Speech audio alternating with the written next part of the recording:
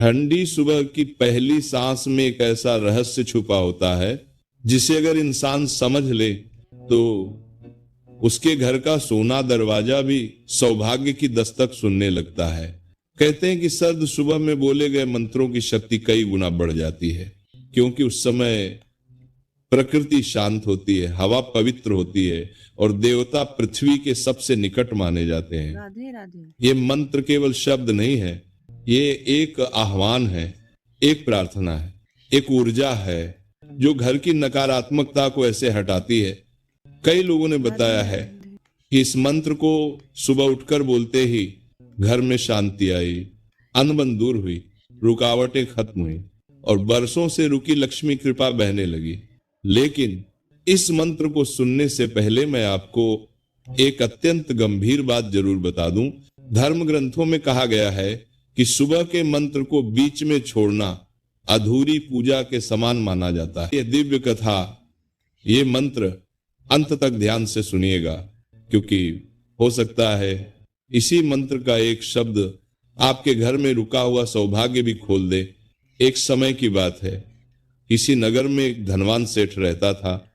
उसकी पत्नी अत्यंत धर्मपरायण और सदाचारी स्त्री थी। दोनों का जीवन सुख समृद्धि से भरा हुआ था, परंतु संतान के अभाव में उनके मन में सदा एक कसक बनी रहती थी। वे दोनों प्रतिदिन भगवान विष्णु की पूजा आराधना करते और माता लक्ष्मी से संतान की प्रार्थना करते। सेठ की पत्नी हर सोमवार को भगवान शिव का व्रत रखती और तुलसी के पौधे में नित्य जल चढ़ाती। उनकी भक्ति और समर्पण देखकर एक दिन भगवान ने उनकी प्रार्थना स्वीकार कर ली। कुछ समय पश्चात सेठ की पत्नी गर्भवती हुई। पूरे नगर में खुशियां मनाई गईं। 9 महीने बाद उनके घर में एक अत्यंत सुंदर कन्या ने जन्म लिया। उस कन्या का मुखमंडल ऐसा प्रतीत होता था मानो साक्षात देवी लक्ष्मी ही प्रकट हुई हो। सेठ और उसकी पत्नी ने अपनी पुत्री का नाम सुनंदा रखा। सुनंदा के जन्म के बाद घर में और भी अधिक समृद्धि आने लगी। सेठ का व्यापार दिन दूनी रात चौगुनी बढ़ने लगा और घर में धन धान्य की कोई कमी नहीं रही। सुनंदा बचपन से ही माता पिता की अत्यंत लाडली थी। उसे पालने में उन्होंने कोई कसर नहीं छोड़ी। उसकी हर इच्छा पूर्ण की जाती थी। उसे वे अपनी पलकों पर बिठाकर रखते थे। सुनंदा को सबसे उत्तम वस्त्र, आभूषण और सुविधाएं दी जाती थी, मानो उसने किसी राजमहल में जन्म लिया हो। वह सेठ की इकलौती संतान थी और उनकी सारी संपत्ति की एकमात्र वारिस। परंतु माता पिता के अत्यधिक लाड़, प्यार और दुलार के कारण धीरे धीरे सुनंदा का स्वभाव बिगड़ता और उनकी सारी संपत्ति की संभार को लेकर लेले वाले सुनंदा का स्वभाव चला गया। जैसे जैसे सुनंदा बड़ी होती गई, उसका व्यवहार अहंकारी, कपटी और आलसी होता चला गया। वह किसी की बात नहीं सुनती थी और अपनी मर्जी की मालकिन बन गई थी। घर के नौकर चाकरों से वह अपशब्द बोलती और उन्हें अपमानित करती। उसे स्वच्छता से घृणा थी। उसने अपने जीवन में कभी झाड़ू को हाथ तक नहीं लगाया था।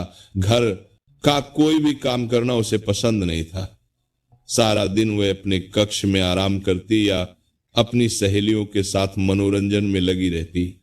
धीरे धीरे उसका स्वभाव इतना कटु हो गया कि वह अपने माता पिता के साथ भी रूखा व्यवहार करने लगी। समय के साथ सुनंदा 16 वर्ष की हो गई। राधे राधे। सेठ और उसकी पत्नी ने सोचा कि शायद विवाह के पश्चात उसका स्वभाव सुधर जाए, इसीलिए उन्होंने सुनंदा के विवाह की तैयारियां आरंभ कर दी। सेठ ने नगर के अनेक धनवान और प्रतिष्ठित परिवारों से रिश्ते की बात चलाई। अनेक युवक उसे देखने आए, परंतु सुनंदा ने सभी को अपमानित कर भगा दिया। किसी युवक को वह काला कहती तो किसी को मोटा, किसी का ठिठोली उड़ाती तो किसी पर व्यंग्य कसती। एक बार तो उसने एक युवक पर छत से पानी डाल दिया। इस प्रकार की हरकतों के कारण नगर के लोग उससे डरने लगे थे। कोई भी अपने पुत्र का रिश्ता उससे करने को तैयार नहीं था। सेठ और उसकी पत्नी अत्यंत चिंतित और दुखी रहने लगे। उन्हें समझ नहीं आता था कि वे अपनी पुत्री का क्या करें। फिर एक दिन संयोग से सुनंदा की नजर वन में रहने वाले एक ब्राह्मण युवक पर पड़ी। वह युवक अत्यंत सुंदर और सरल स्वभाव का था। उसका नाम शांतनु था। शांतनु भगवान विष्णु का अनन्य भक्त था। और प्रतिदिन प्रातःकाल उठकर स्नान करता, तुलसी में जल चढ़ाता और गांव के शिव मंदिर में जाकर भक्ति पूर्वक पूजा आराधना करता था। वह एक गरीब था, परंतु उसका हृदय स्वच्छ और निर्मल था। शांतनु वेदों और शास्त्रों का ज्ञाता था और अपने वृद्ध माता पिता की सेवा करते हुए सादा जीवन व्यतीत करता था। उस दिन सुनंदा अपनी सहेलियों के साथ वन में घूम रही थी कि अचानक उसकी दृष्टि शांतनु पर पड़ी। शांतनु की सुंदरता, शांत स्वभाव और सरलता को देखकर सुनंदा मोहित हो गई। पहली बार उसके मन में किसी के प्रति आकर्षण जागा। वह घर लौटी और अपने पिता से कहा कि वह उसी ब्राह्मण युवक से विवाह करेगी जिसे उसने आज वन में देखा था। अपनी पुत्री के मुख से यह बात सुनकर सेठ अत्यंत आश्चर्यचकित हुआ। उसे विश्वास नहीं हुआ कि जिस पुत्री ने नगर के सभी धनवान युवकों को ठुकरा दिया, वह एक गरीब ब्राह्मण से विवाह करना चाहती है। परंतु पुत्री की खुशी के लिए सेठ अगले दिन प्रातःकाल शांतनु की कुटिया पर गया। कुटिया अत्यंत साधारण और छोटी थी। सेठ ने शांतनु से परिचय मांगा तो शांतनु ने विनम्रता पूर्वक अपना परिचय दिया। जब सेठ ने अपनी पुत्री के विवाह का प्रस्ताव रखा तो शांतनु स्तब्ध रह गया। उसने कहा कि वह एक गरीब ब्राह्मण है और सेठ की पुत्री को कोई सुख सुविधा नहीं दे सकता। परंतु सेठ ने उसे आश्वस्त किया कि वह दोनों को इतनी संपत्ति देगा कि वे आराम से जीवन व्यतीत कर सकें। शांतनु ने सेठ की बात स्वीकार कर ली। शुभ मुहूर्त देखकर सुनंदा और शांतनु का विवाह संपन्न हुआ। विवाह की सभी विधियां धूमधाम से पूर्ण की गईं। विवाह के समय सुनंदा की माता ने उसे एक झाड़ू दी और कहा कि इसे संभाल कर रखना। कन्यादान के समय झाड़ू देना अत्यंत शुभ माना जाता है।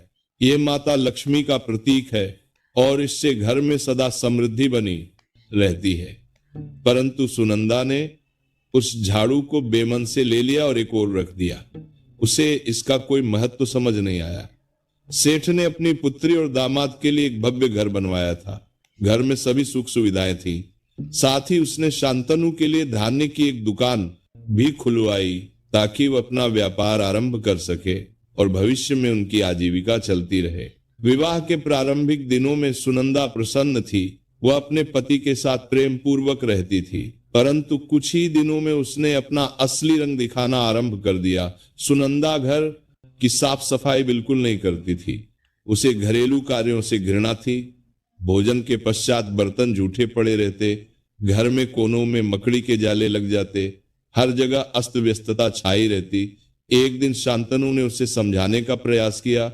उसने कहा कि एक गृहिणी को स्वच्छता से प्रेम होना चाहिए और सभी घरेलू कार्यों में दक्ष होना चाहिए। परंतु सुनंदा ने तुरंत उत्तर दिया कि उसने कभी अपने पिता के घर में कोई काम नहीं किया और अब भी नहीं करेगी। उसने कहा कि अगर शांतनु को लगता है कि घर के काम करने हैं तो वह अपने पिता से कहकर 2-4 नौकर बुलवा लेगी। वैसे भी सारी संपत्ति उसके पिता की थी, तो उसे काम करने की क्या आवश्यकता थी। शांतनु अपनी पत्नी की ऐसी बातें सुनकर मौन रह गया। वह समझ गया कि सुनंदा के साथ बहस करना व्यर्थ है। शांतनु के वृद्ध माता पिता भी उनके साथ रहने आ गए थे। शांतनु की माता अत्यंत धर्मपरायण और सदाचार स्त्री थी। वह प्रतिदिन प्रातःकाल उठकर घर की सफाई करती थी। उसके पास एक पुरानी झाड़ू थी जिसे वह अत्यंत श्रद्धा पूर्वक रखती थी। वह मानती थी कि झाड़ू में माता लक्ष्मी का वास होता है और नित्य झाड़ू लगाने से घर में समृद्धि बनी रहती है। उसने अपनी पुरानी झाड़ू को अपने पुराने घर से बड़े ध्यान से लाया था। परंतु शांतनु की माता सुनंदा के कटु स्वभाव से परिचित हो चुकी थी, इसलिए वह चुपचाप अपना काम करती और कुछ नहीं बोलती थी। वह जानती थी कि बहू को समझाना असंभव है, इसलिए वह मौन रहकर अपने कर्तव्यों का पालन करती रहती थी। एक दिन सुनंदा की नजर अपनी सास की उस पुरानी झाड़ू पर पड़ी। उसे अचानक याद आया कि उसकी माता ने भी विवाह के समय एक नई झाड़ू दी थी जो कहीं रखी पड़ी थी। उसने वह झाड़ू ढूंढकर निकाली और अपनी सास के हाथ में थमाते हुए कहा कि यह महल जैसे घर में रहकर भी वह उस सास इस्तारी करने के लिए बात को होगी भी वोगी 12 मनता काती फटी पुरानी झाड़ू से काम कर रही है। अब से वह इस नई झाड़ू का उपयोग करे और वो पुरानी झाड़ू से दोबारा नहीं दिखनी चाहिए। शांतनु की माता अपनी बहू के तेवर जानती थी, इसलिए वह चुप रही। उसने मन मसोस कर वह नई झाड़ू ले ली और अपनी पुरानी झाड़ू को एक कोने में रख दिया, परंतु उसका मन उस पुरानी झाड़ू में ही लगा रहता था, क्योंकि वह जानती थी कि उस झाड़ू में माता लक्ष्मी का वास है। कुछ दिन बीत गए। शांतनु को अपने व्यापार के सिलसिले में दूसरे नगर जाना पड़ा। उसने अपना सामान बांधा और प्रातःकाल ही बैलगाड़ी लेकर चला गया। उसने किसी को कुछ नहीं बताया, क्योंकि वो जल्द ही लौटने वाला था। घर में अब सुनंदा, उसकी सास और उसके ससुर रह गए। अगले दिन प्रातःकाल जब शांतनु की माता घर में झाड़ू लगा रही थी, तो सुनंदा की कुछ सहेलियां उससे मिलने आ गईं। सभी बैठकर बातें करने लगीं। तभी शांतनु की माता वहां झाड़ू लगाने आई और सुनंदा ने देखा कि उसके हाथ में फिर से वही पुरानी झाड़ू है। यह देखकर सुनंदा क्रोध से आग बबूला हो गई। उसने झट से वह झाड़ू अपनी सास के हाथ से छीन ली और घर के बाहर फेंक दी। फिर वह बोली कि उसने मना किया था कि इस पुरानी झाड़ू को घर में मत रखो, परंतु सास उसकी बात नहीं मान रही और उसकी सहेलियों के सामने उसकी बेइज्जती कर रही है। उसने कहा कि उसके पिता ने रहने को घर दिया है और अगर उसकी सास को यहाँ रहना है तो उसके नियमों के अनुसार रहना होगा, अन्यथा उसे इस घर में रहने की आवश्यकता नहीं है। अपनी बहू के मुख से ऐसे कठोर वचन सुनकर शांतनु की माता का हृदय टूट गया। उसकी आंखों में आंसू आ गए। वह कुछ भी नहीं बोल सकी। उसने चुपचाप अपने कुछ वस्त्र और सामान बांधे और अपने पति को साथ लेकर उस घर से निकल गई। वे दोनों अपनी पुरानी कुटिया की ओर चल पड़े। उन्हें अपनी बहू का यह अपमान सहन नहीं जय हुआ हो था। महाराज जी जय की। राधे राधे राधे। राधे। सभी धर्म प्रेमियों को राधे राधे। मैं उम्मीद करती हूँ कि आज का सत्संग आपको पसंद आया होगा। अगर पसंद आया है तो हरि भक्ति लहर चैनल को सब्सक्राइब कर ले और कमेंट्स में राधे राधे लिख दीजिए। धन्यवाद।